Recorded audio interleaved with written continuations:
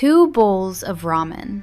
One is a cloudy, milky white. The other is a clear, deep brown. Most people glance at them and think the difference is simple, just a different soup. But that one difference in color hides two completely opposite ways of building a bowl. Tonkotsu and shoyu are not just two flavors. They are two rival ideas of what ramen even is. By the end of this video, you will know exactly where the flavor of each one lives, and it is almost never where people assume.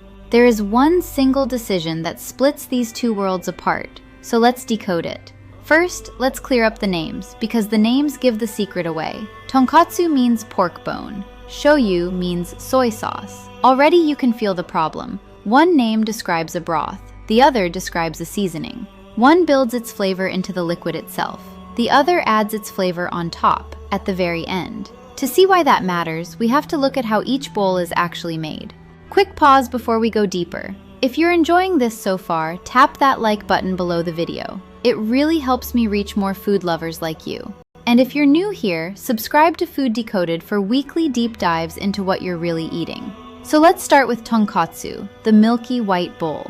Tonkotsu broth is made from pork bones. But the real magic is not the bones themselves, it is the boiling. The bones are boiled hard and fast, for many hours, sometimes for more than a full day. That violent, rolling boil does something very specific. It tears collagen and fat out of the bones and whips them into the water. Collagen is the key word here. As it breaks down, it turns to gelatin and gives the broth that thick, lip-sticking body. The result is an emulsion. Fat and liquid blended into one creamy, opaque, almost milky broth. It is the same science that makes a dressing turn creamy when you whisk oil into vinegar. Here, the hard boil is doing the whisking. That is why tonkotsu looks white and feels so heavy and rich on your tongue. It is literally thick with dissolved bone. Done badly, tonkotsu can taste muddy or smell too strong. Done well, it is clean, deep, and almost sweet with pork. Good shops guard their pots like family heirlooms. Some broths have been kept going, refreshed daily, for years on end. So in a tonkotsu bowl, the broth itself is the star. The flavor is built directly into the liquid. You taste deep pork, fat, and body before anything else arrives. Nothing has to be added to make it bold. Salt and a little tare still go in, of course. But here the broth leads, and the seasoning just follows behind it. This style was born in the south of Japan, in Kyushu, around the city of Fukuoka. It is hearty, intense, and completely unapologetic. In Fukuoka, tonkotsu shops simmer huge pots around the clock, topping them up for days. The broth almost never stops cooking. A great tonkotsu coats your lips. It clings to every noodle and refuses to let go. The Japanese even have a word for this richness. They call it koteiri, the deep, fatty, full-bodied feeling that defines the style. It is the opposite of subtle, and that is exactly the point. This is comfort food turned all the way up. It is the bowl you crave on a cold night when nothing light will do. And the noodles are chosen to match. Tonkotsu usually pairs with thin, firm, straight noodles that cut through the heavy broth.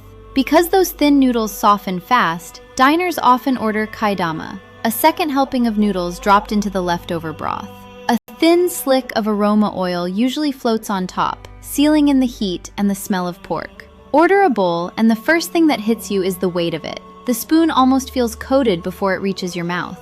There is a real cost to all that richness, though. A proper tonkotsu can take a full day of attention and a mountain of bones. That is also why a real tonkotsu shop smells of pork from down the street. The aroma is the broth announcing itself before you ever sit down.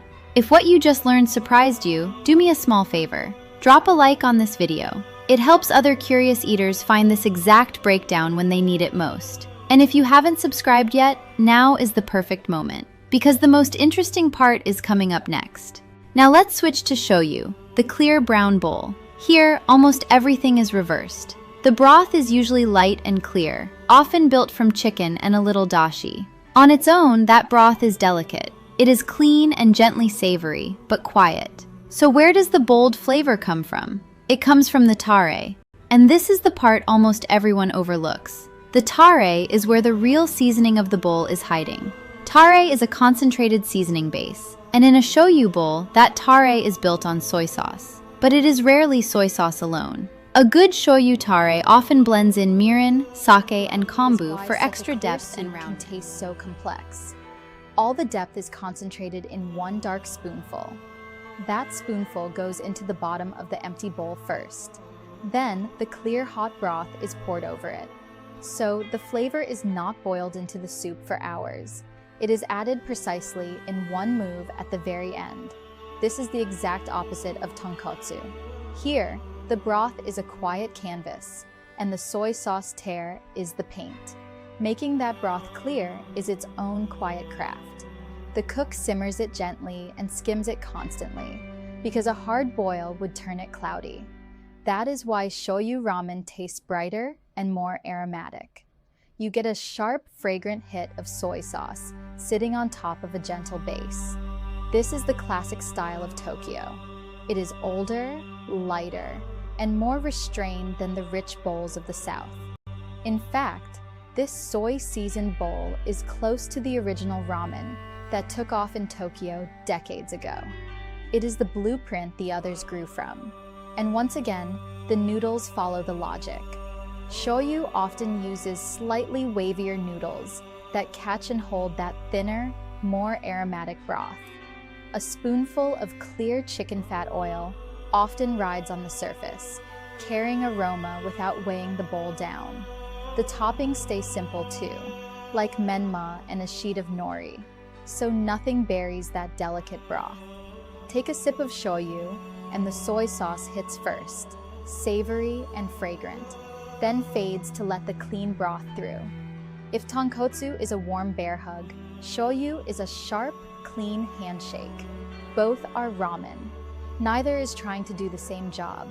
You can even taste a third path in miso ramen, where the seasoning base is fermented soybean paste instead. But the tonkotsu and shoyu split is the clearest lesson of all. So let's pull it together. But here's what most people miss. The real difference was never pork versus soy. The real difference is one simple question.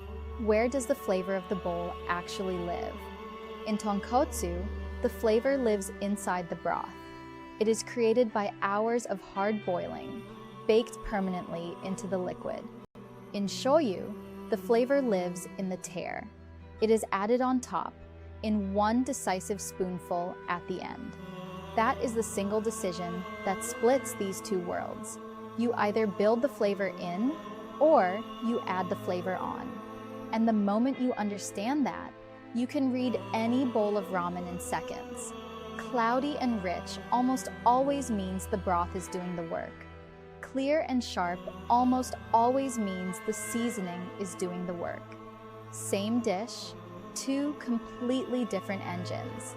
This is why two ramen shops can share almost nothing and both be completely authentic. They are answering the same question in opposite ways. So here is your takeaway. Tonkotsu builds flavor into the broth. Shoyu adds flavor with the tare. One is about body, the other is about aroma, and neither one is more authentic than the other. They are simply two answers to the very same craving. So next time a bowl arrives in front of you, look at the broth first. Its color is quietly telling you how it was built. Now, I'm genuinely curious about your bowl. Are you team tonkotsu, rich and creamy, or team shoyu, clean and sharp? Tell me in the comments which one you would order tonight. If this video helped you understand ramen a little better, please leave a like. And if you haven't subscribed yet, join Food Decoded for more culinary clarity every week. If you want to go deeper, the video on the left breaks down what actually makes ramen ramen in the first place. And on the right, you can decode miso, the flavor base behind a whole other style of the bowl. See you in the next one.